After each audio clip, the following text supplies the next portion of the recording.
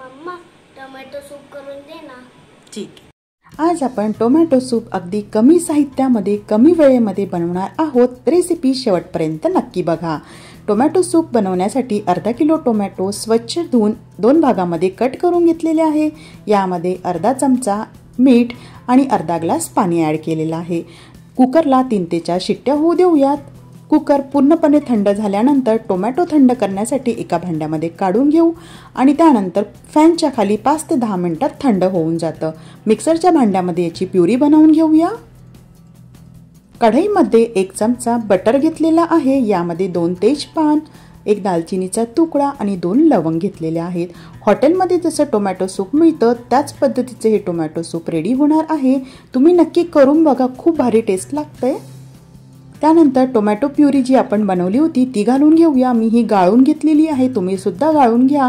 त्यामध्ये ज्या बिया वगैरे असतील त्या निघून जातील। मीडियम फ्लेमला आपल्याला ही 4 ते 5 मिनिटं छान उकळी आणून देऊया। जर तुमचं टोमॅटो सूप पातळ झालं असेल तर 2 चमचे कॉर्नफ्लॉवर त्यामध्ये पाणी घालून ती पेस्ट तुम्ही यामध्ये घालू शकता, पण यामध्ये अजिबात आवश्यकता नाहीये। तुम्ही बघू शकता अगदी दाटसर आणि कलर सुद्धा खूप छान आलेला आहे। मी यामध्ये बीट किंवा गाजर घातलेलं नाही। 4 ते 5 मिनिटं छान उकळी आल्यानंतर यामध्ये मी 1 चमचा मीठ घातलेला आहे। आपण टोमॅटो शिजवताना सुद्धा मीठ घातलं होतं। तिखटपणा येण्यासाठी यामध्ये अर्धा चमचा तिखट घातलेला आहे। तुम्हाला हवं असल्यास तुम्ही काळी मिरीचं पावडर सुद्धा घालू शकता। आपलं टोमॅटो सूप रेडी झालेलं आहे। यामध्ये सगळ्यात शेवटी मी फ्रेश क्रीम घालत आहे। तुम्ही दुधावरची साय सुद्धा घालू शकता। ऋग्वेदला जास्ती आवडत नाही त्यामुळे मी फक्त 1 चमचा घातलेला आहे।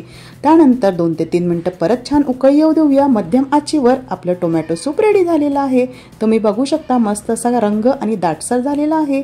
भेटूया नेक्स्ट व्हिडिओमध्ये। बाय।